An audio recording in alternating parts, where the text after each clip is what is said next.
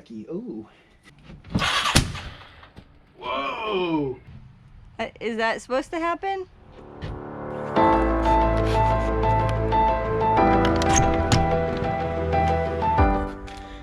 Oh, front plastics, rear plastics, gas tank screws, high-low shift, handlebar, the breather hose. Let's take these.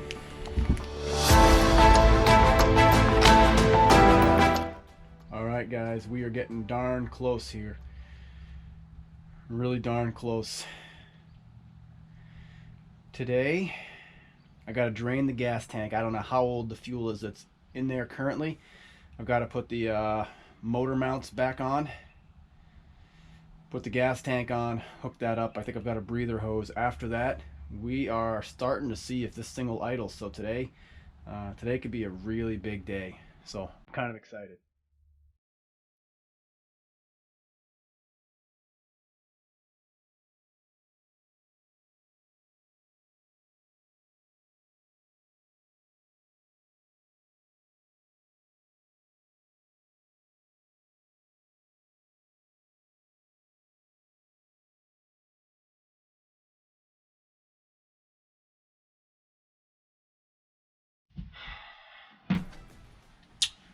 All right.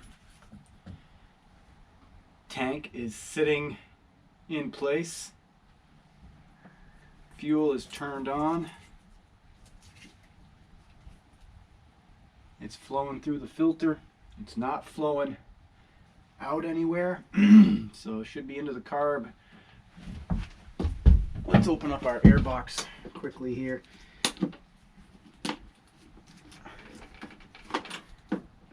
Oh yeah, let's take care of this real quick. Ooh, yucky. Ooh.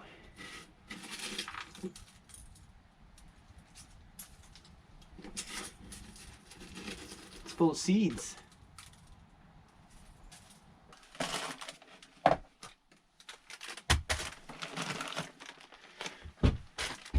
might have a few, but this is the bag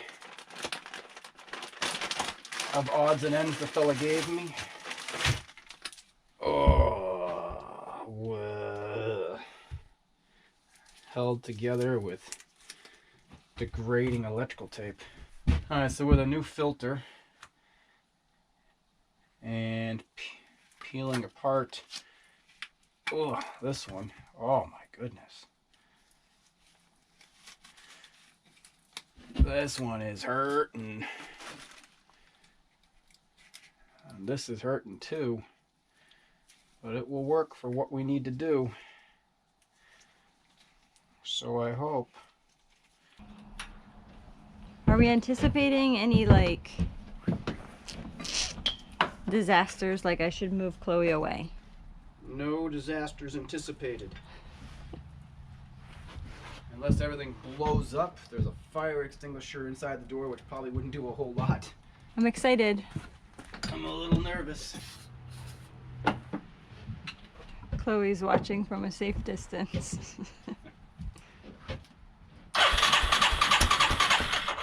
Ooh. Is that supposed to happen? So I can see it coming from right over here. But yeah, I definitely smell burned oil. Plenty of spark there. Okay. So what we're gonna do is put a little bit of starter in there, put the plug in, And stand back. and stand back. But you know, some people like it. Oh, and when you did that, it came out the end, the exhaust. Yes. Do you see that smokes? Whoa! We got a backfire.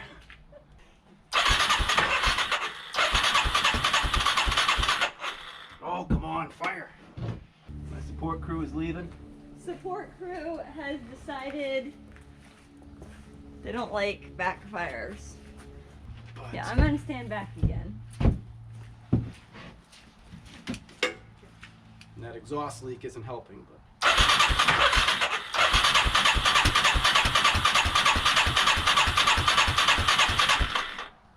I'll keep giving it a shot here. Yeah. Be careful. Will do. Okay.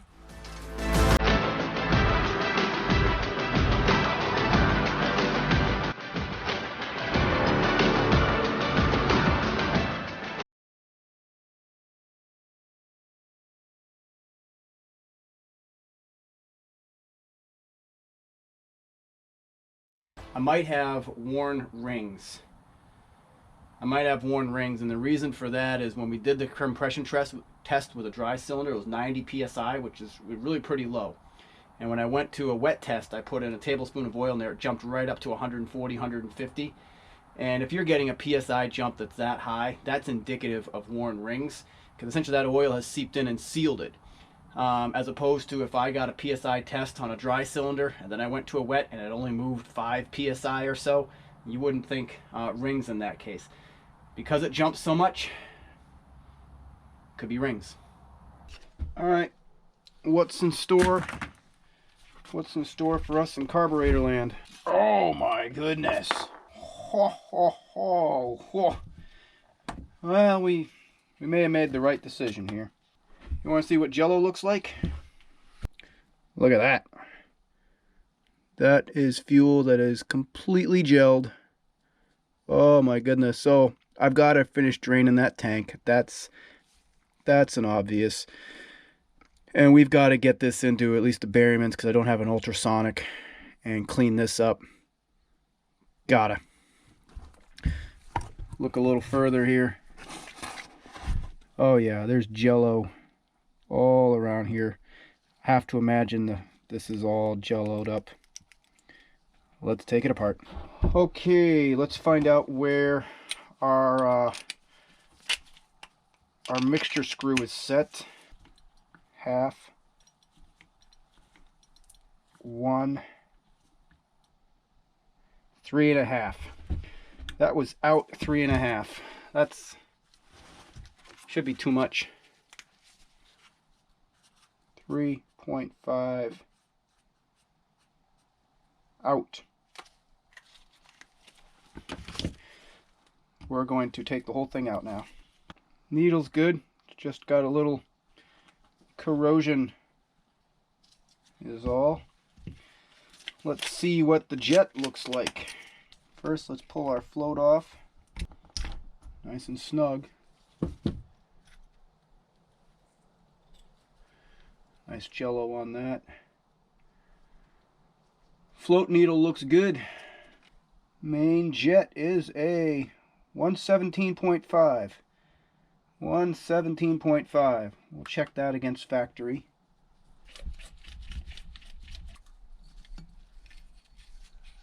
Okay.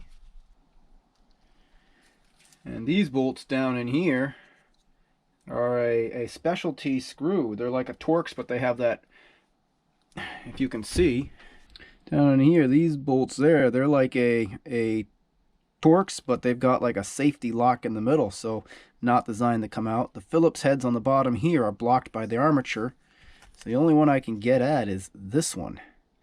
What does that get me? What I'm searching for is how to lift the needle. Here's what I think.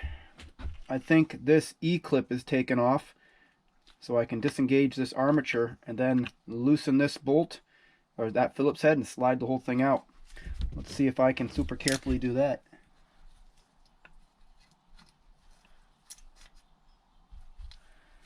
This armature slips out.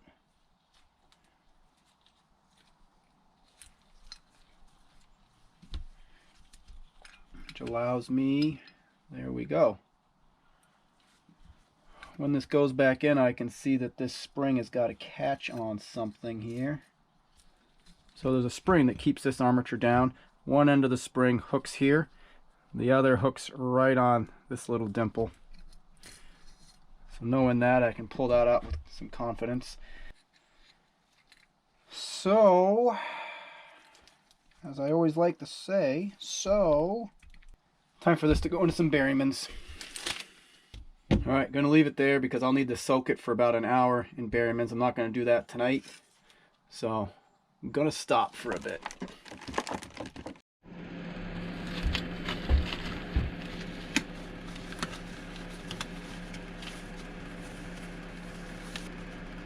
Something's not right. There we go. Put the thumb in the thumb hole. There we go. Alright, fast forward to the next day. You see the jello has dried out in there now, the fuel gel. We're going to go ahead and get this into our Berryman's dip. I do have to pull out. I think I didn't pull.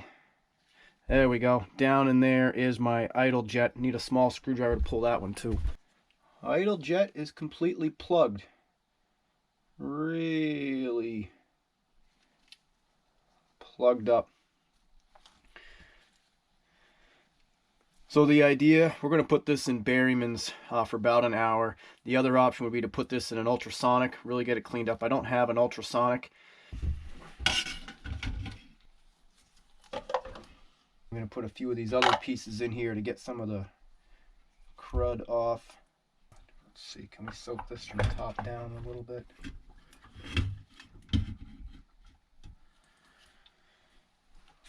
We can. Just set the lid on there. We'll let that soak. What we'll end up doing next, we'll pull that out. We'll put those pieces in a container of warm water. Shake them just to agitate them to get all the junk off. Then we'll towel dry. Then we can start putting that back on the bike. But for now, I'm going to swap over and start putting some other pieces back together in preparation for this being successful. I also do want to get the rest of the fuel out of this tank. I just don't know how old the fuel is that's in there.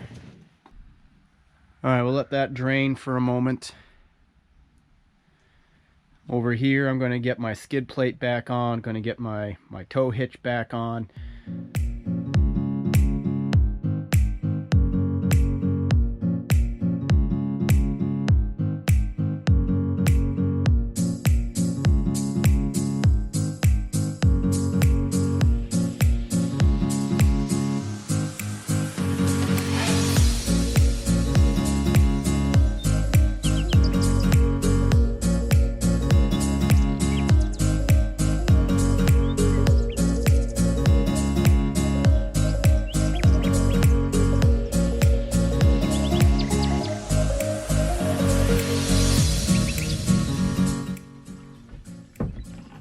Running out of containers to hold fuel.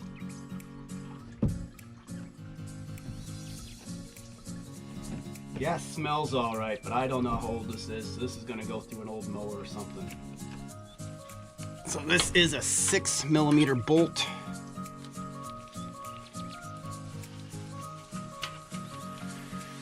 Ta-da! Now the question, how much gear oil? I've got a quart here. Trying to figure out how much gear oil to put in. Not a lot of cell signal out here. Alright, 2.2 quarts of wet clutch compatible 10 weight 40. We did 2 quarts. That's looking like it's holding all right now. Gear oil, SAE 80. We have that. Doesn't say how much. Alright, so what we're going to do is we're going to fill with gear oil.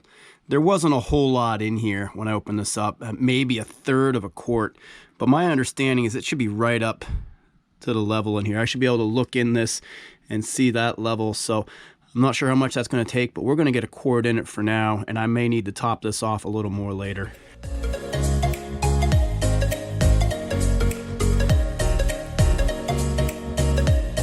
I'm going to spin the tires to pull the oil down in.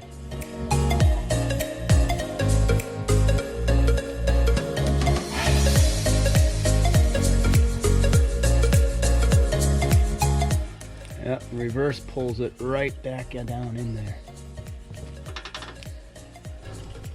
I'm getting pretty close.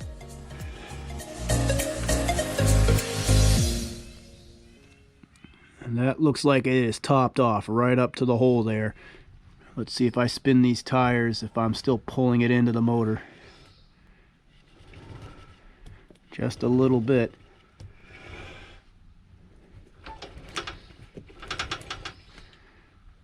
See, spinning forward puts it right back up. Spinning backwards pulls it right back down. and it's settling out right back at that mark there. I'm going to put the cap on. I'm going to call that full. That's about a half a quart, I'd say. Incidentally, there is a drain plug. Down here, right through this hole here, is another 6mm bolt, so you can drain the diff oil right out the bottom whenever you need to.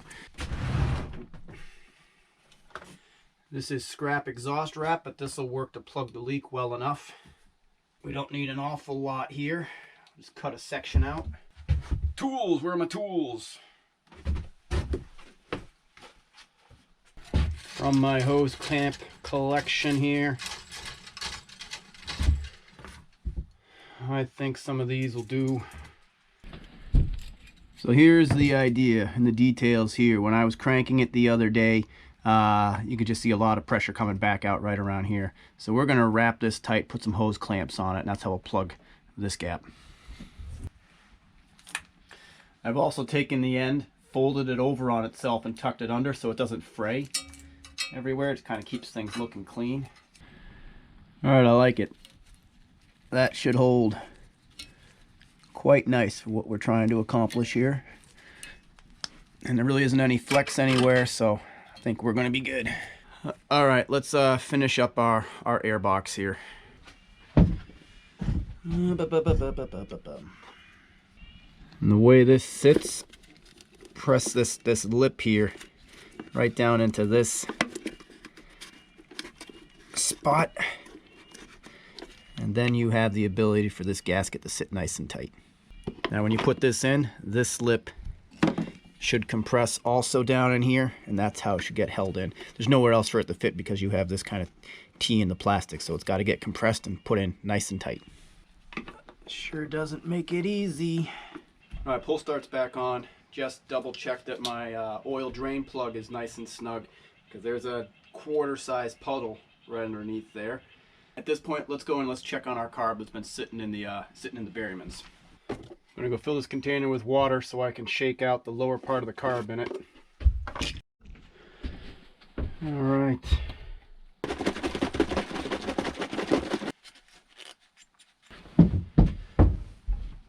All right. Let's put our little diaphragm cover back on here first.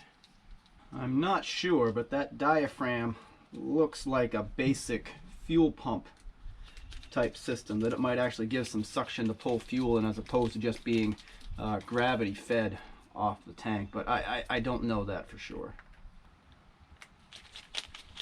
So quick recap, what have we done? So yesterday we did try to start. We have spark, the engine's turning fine. Ultimately my conclusion is that we didn't have fuel. We redid a compression test, we did a leak down test, and at top dead center, it's reasonable, it should fire. So I pulled the carb, opened it up, found out the bottom was full of jelly, found that the needle jet was plugged, found that oddity in how the throttle cable was hooked up. And we did kind of a quick and dirty cleaning in Berrymans, not the best cleaning. But we did confirm that all the orifices are cleaned out, fuel lines, breathers, main jet, idle jet. We also found the fuel mixture screw was 3.5 turns out. It's set to 1.5 turns now. So we're going to plug this back on. We've fully drained the tank. There is no more old fuel in there. We're going to refill that with ethanol-free 90 octane. And see if some of that makes the difference that we're looking for.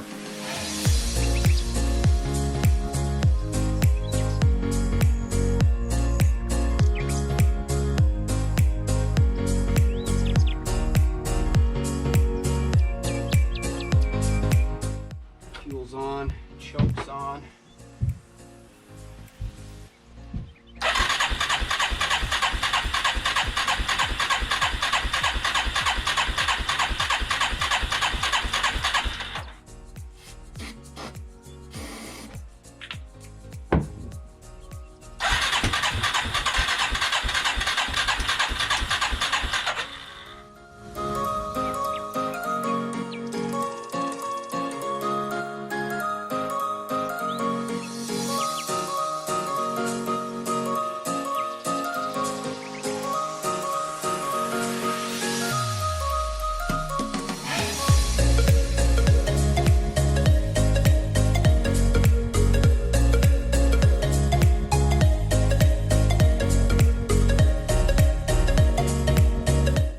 All right, so today turned out to be a lot of miscellaneous work. Still no fire on the ATV. Well, fire, but it won't run.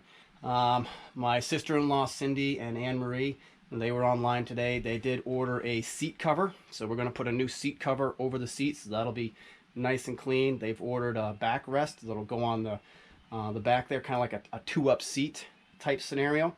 And Anne Marie has been washing the plastics for the ATV. It has a kind of like a Rust-Oleum textured deep green kind of paint. It does a nice job. So we have a similar paint coming, so we're going to give it another fresh coat of paint.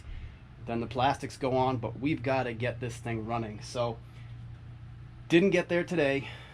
Tomorrow's another day. Hopefully tomorrow night. Hopefully tomorrow we'll know.